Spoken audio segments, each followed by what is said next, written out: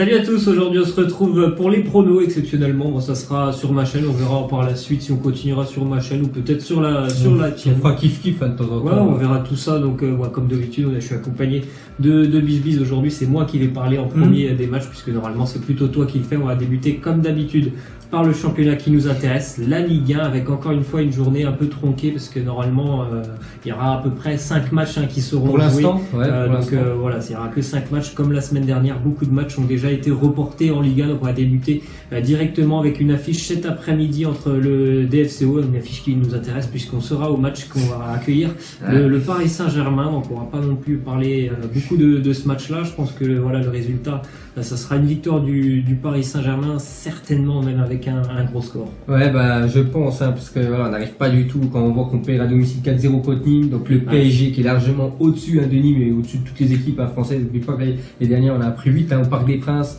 On avait fait 2-1 chez nous, mais voilà, on n'avait pas la même équipe. Victoire du PSG sans souci. Ensuite, on part sur un match plutôt intéressant entre le Stade de Reims et Strasbourg, un petit derby, on va dire, entre une équipe de Reims qui défend très très bien et une équipe de Strasbourg qui est très très joueuse, cette équipe du Racing. Moi, je vais partir sur un match nul, peut-être quand même avec des buts, même si Reims n'en encaisse pas beaucoup. Je vois bien un match nul, par exemple, un partout. La même chose, j'ai mis match nul. Bon, je vais pas donner de pronos exact, mais match nul, ça sent vraiment le match nul entre ces deux-là. C'est les deux promus, c'est les deux promus de cette année. Ensuite, on a un match entre Amiens et Angers, un match plutôt de bas de tableau, surtout pour Amiens qui s'est quand même bien relancé la semaine dernière grâce à sa victoire face à Guingamp. C'était un match super important pour eux, mais là ils tombent aussi face à une équipe qui est difficile à jouer, Angers, un petit peu comme Reims. Donc là encore une fois je pars sur le nul. Moi je pars sur victoire d'Amiens. Voilà, ils ont confirmé à Guingamp. C'était surtout celle-là qu'il fallait prendre les 3 points. Là je crois que c'est leur dernier match à domicile de l'année pour Amiens, donc pourquoi pas, parce qu'Angers c'est pas, on peut dire, la meilleure équipe. C'est un adversaire où il faut. C'est quand même, c'est un adversaire où ils peuvent prendre les 3 points et ça leur ferait vraiment beaucoup de bien pour le match. Ensuite on part sur les matchs de dimanche. Il y aura 2 matchs dimanche puisque comme on l'a dit il y en a eu beaucoup d'annulés. Donc déjà un horaire particulier. Le premier à 13h pour le marché chinois, on va dire, pour le marché chinois, Lyon et Monaco. Donc une belle affiche sur le papier puisque c'est quand même déséquilibré si les deux équipes sont à leur niveau. Si Lyon est à son niveau de Ligue des Champions, il n'y aura pas photo. Mais oui, moi je pars quand même sur l'Olympique Lyonnais, même si ça leur arrive souvent quand même en Ligue 1 de pas forcément montrer un très bon visage. Je pense que là, Monaco va subir énormément pendant ce match et je vois Lyon s'imposer. La même chose, j'ai mis Lyon. 2 équipes qui ont joué quand même en Ligue des Champions. Pas le même résultat. Pas le même résultat et pas le même niveau. Peut-être les années précédentes, c'était le même niveau, mais là cette année, Monaco, il y a trop de lacunes, donc Lyon, sans souci. Ensuite, le dernier match qui aura lieu ce dimanche entre Nîmes et Lille. Une belle affiche. Des Nîmois qui sont assez intéressants. Pas mal de victoires dernièrement pour Nîmes. Lille qui a un petit coup de moins bien et ça va être encore un déplacement assez compliqué je pense pour Lille, mais étant donné que Nîmes est une équipe qui joue quand même, parce que Lille rencontre des équipes depuis quelques semaines qui ferment vraiment le jeu, c'est difficile pour eux. Là je vois bien les Lillois notamment sur leur contre-attaque reprendre 3 points. Ok, donc moi j'ai mis pareil, la même chose, j'ai mis Lille. Donc Nîmes, très bonne équipe à l'extérieur, sur 3 victoires à l'extérieur, donc vraiment très bien quand même pour un promu. Et Lille qui est, je crois, le dauphin du PSG. Donc Galtier, je crois qu'il voulait 33 points avant la trêve, je crois qu'ils sont déjà à 33 points, donc là c'est quand même du bonus et c'est quand même un promu et j'en suis sûr qu'ils peuvent aller chercher la win. On va terminer avec le dernier match, c'était un match qui devait se jouer ce week-end, il a été reporté, il se jouera mardi. C'est un match de bas de tableau entre le Stade Malherbe de Caen et le TFC, 2 équipes qui ont grandement besoin de points, même si Toulouse a pris 3 points il y a 10 jours je crois en déplacement à Reims. Je vois encore une fois un match nul. La même chose, j'ai mis match nul aussi. Ensuite, on va partir en Angleterre avec une première affiche qui est plutôt intéressante pour ce samedi après-midi entre Manchester City et Everton. Everton est une équipe difficile à bouger. Liverpool a pu le voir il y a 2 semaines. Donc moi, je vois bien Everton venir prendre un point à City. On sait qu'il y a quand même des blessés du côté de Manchester City, et Everton, comme j'ai dit, une équipe difficile à bouger. Donc moi, je pars plus sur la victoire de Manchester City. Là, ils ont perdu des points. Le dernier match, ils ont perdu 2-0 contre Chelsea. Ils ont perdu leur première place au championnat, il faut victoire obligatoire, de toute façon à domicile il faut tout gagner, et Everton c'est quand même pas une grosse écurie, voilà, on va dire anglaise, donc victoire obligatoire, et Manchester City vainqueur. Ensuite une affiche de bas de tableau entre Huddersfield et Newcastle, deux équipes qui ont grandement besoin de points. Je vais partir sur Huddersfield à domicile. La même chose, j'ai mis Huddersfield aussi. Ensuite on a un Crystal Palace Leicester, avec Palace qui lui aussi a besoin de points. Ça, c'est une équipe de Leicester qui est un peu compliquée aussi à jouer quand même, mais je vais privilégier Palace à domicile aussi. Moi je pars sur un match nul entre ces deux là. Bon, c'est pas trop les équipes que je regarde, mais voilà, et vraiment si on regarde le niveau des deux équipes, je sens que c'est similaire. Voilà, le nul va sortir de ce match. Ensuite Tottenham qui s'est qualifié cette semaine en Ligue des Champions, qui va recevoir Burnley qui est vraiment englué dans le bas de tableau, donc normalement ça va être un match quand même relativement simple pour les Spurs. Donc la même chose, Tottenham, Burnley qui était bon l'année dernière, surtout à domicile. Cette année c'est un peu pensé à Dijon, on était pas à domicile. Cette année c'est catastrophique, c'est la même chose pour Burnley, ils se déplacent chez un gros, et je les vois pas du tout aller chercher même un point, donc Tottenham. Ensuite on a Watford contre Cardiff. Moi je pars sur Watford, je crois que Cardiff a pris tous ses points à domicile, il me semble, c'est 3 victoires, c'est 3 à domicile, ils ont pris je crois un match nul à l'extérieur, ils ont énormément de mal à se déplacer face à une équipe de Watford qui a très bien démarré, ça on le sait, qui est un petit peu moins bien, mais qui est quand même toujours vraiment, je pense, en avance sur ses standards au niveau des points pour aller chercher le maintien au Watford. Ouais, la même chose, Watford. Ensuite, on a une belle affiche quand même entre Wolverhampton et Bournemouth, deux équipes qui sont un peu pro milieu de tableau, même si Bournemouth est un peu plus haut. C'est deux équipes assez joueuses qui ont embêté pas mal de gros, notamment Wolverhampton cette année. Je vois bien un match nul. La même chose, un match nul. Bon, après, je ne suis pas trop ces équipes, je vais pas te mentir, c'est pour ça j'ai mis match nul entre ces deux-là. Ensuite, on a un derby de Londres entre Fulham et West Ham. Fulham qui est toujours en difficulté, même s'il y a eu un petit peu de mieux quand même après, avec l'arrivée de Ranieri. Face à West Ham qui a enchaîné quelques bons résultats dernièrement, notamment avec cette victoire à Newcastle 3-0. Ils se déplacent pas trop mal les Hammers, donc je vois encore une fois un match nul. Donc moi j'ai mis Fulham, West Ham, voilà, parce que j'ai cherché, parce que Fulham ça va pas du tout, je sais plus, sont déjà 40 buts encaissés, ça va pas du tout, pourtant ils ont investi plus de 130 millions. Et voilà, si t'as beau des fois investir pas mal d'argent, tes objectifs t'arrives pas à les atteindre et c'est trop compliqué cette année, donc je vois West Ham réaliser un coup du côté de Fulham. Ensuite on part sur les matchs du dimanche où il y a les gros qui vont jouer ce dimanche, notamment avec le déplacement de Chelsea à Brighton, où je vois un match vraiment très compliqué pour les Blues, mais je les vois quand même s'imposer. La même chose, Chelsea confirmé leur magnifique succès contre City, donc Chelsea aussi. Ensuite on a une belle affiche aussi pour Arsenal qui va, j'espère, continuer sa série exceptionnelle sans défaite depuis déjà le mois d'août.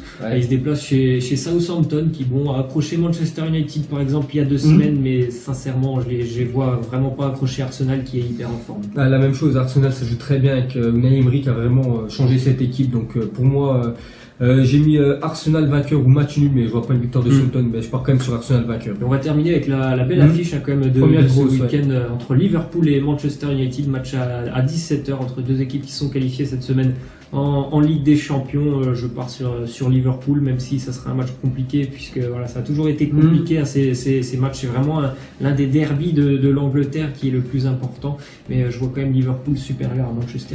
Ok, donc moi j'ai plus mis match nul entre ces deux-là. Je sais que voilà, Liverpool c'est impressionnant à domicile, mais Manchester, des fois ils arrivent à accrocher des matchs contre les gros, donc je les vois aller chercher un point du côté du stade de Liverpool. On continue avec le championnat espagnol, La Liga, avec une première affiche cet après-midi 13h, Retafe qui reçoit la Real Sociedad. Moi je pars sur le match nul. J'ai mis Retafe à domicile. Après un déplacement pour l'Atlético qui se déplace du côté de Valladolid, c'est des résultats un peu décevants quand même en déplacement cette année à l'Atlético, donc voilà, j'espère que ça se passera mieux aujourd'hui. Je pars sur l'Atlético. La même chose, l'Atlético de Madrid, je me souviens plus exactement de ce combien au classement, mais il faudrait prendre des points. Voilà, je crois que c'est l'un des derniers à Valladolid.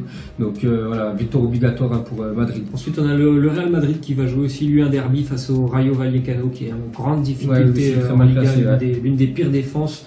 Il n'y a quand même pas le droit à l'erreur pour le Real. Il y a déjà eu cette grossière erreur en milieu de semaine en Ligue des Champions. Donc, je pense qu'il y en aura pas 2 d'affilée. Et c'est quand même le dernier match du Real Madrid avant de partir pour la Coupe du Monde des clubs. Donc ce serait bien de finir sur une victoire quand même contre un promu. En plus c'est le derby. Donc Real aussi. Ensuite, on a Eibar face à Valence. C'est difficile de se déplacer à Eibar. Le Real a pris une volée il y a 2 semaines, 3-0. Valence n'est pas en grande confiance. Malgré ce succès en Ligue des Champions, je pars sur le nul.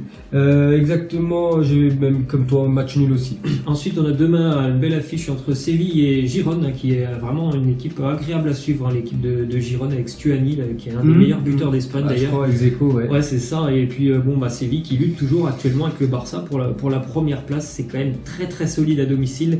Donc même si ça sera certainement un match compliqué, je les vois s'imposer. La même chose, j'ai mis Séville à domicile. Ensuite aussi, encore une fois, une belle affiche quand même entre l'Espagnol et le Betis. C'est plutôt une affiche, on va dire, pour l'Europa League entre ces deux équipes. Match nul. Je pars plus sur l'Espagnol à domicile. Le Betis m'impressionne souvent quand ils jouent à domicile. À l'extérieur, c'est un peu moins bien, même s'ils avaient gagné le match contre le FC Barcelone. Ils vont retourner à Barcelone, mais à l'Espagnol, ils vont perdre et c'est l'Espagnol qui va gagner. Ensuite, une affiche de bas de tableau entre Huesca et Villarreal. Un Villarreal qui est en train vraiment de vivre une saison cauchemardesque. Ils sont 17e aux portes de la relégation. Donc là, c'est vraiment un match très important pour eux. Mais bon, je les vois pas gagner. Match nul. La même chose, match nul aussi. Levante qui reçoit le Barça. Donc le Barça, voilà, qui a laissé ses cadres au repos cette semaine, bien sûr. Ouais. Voilà, pourquoi pas préparer ce match de Liga, donc le FC Barcelone à Levante. Comme tu l'as dit, le Barça, et on terminera avec Deportivo Alaves face à Bilbao. J'ai mis Alaves, très bien classé très bien classé cette année. Ensuite, on part avec le championnat allemand, des affiches de samedi après-midi, Düsseldorf qui reçoit Fribourg. Donc moi j'ai mis Fribourg à l'extérieur. Bon, je vais pas te mentir, c'est pas trop les équipes que je regarde, mais je pense que Düsseldorf en difficulté. Fribourg a fait un bon match la semaine dernière face à Leipzig, 3-0. Ensuite, le déplacement pour le Bayern à Hanovre. Bayern Munich à l'extérieur. Pareil pour moi, le Bayern. Le TSG Hoffenheim, beau match qui reçoit Mönchengladbach. Vraiment deux équipes qui jouent pour l'offensive. Donc il y aura quand même beaucoup de buts dans ce match. Mais je pars sur Gladbach pour moi. Moi, ce sera plus un match nul. Ensuite, on a l'équipe de Benjamin Pavard qui est toujours en grande difficulté. Le VfB Stuttgart qui reçoit le Hertha Berlin. J'ai mis Stuttgart, donc c'est pas les équipes que je suis, mais Stuttgart, parce qu'il y a Pavard. Match nul pour moi. Ouais, il y en a un match entre Augsbourg et Schalke. J'ai mis Schalke, pourquoi pas confirmer un très beau succès, qui sont allés chercher en Turquie, bien sûr, la qualification. Donc Schalke 0-4, pourtant qui est mal classé, mais je les vois vainqueurs. Moi aussi. Ensuite, on a Dortmund face au Werder de Brême.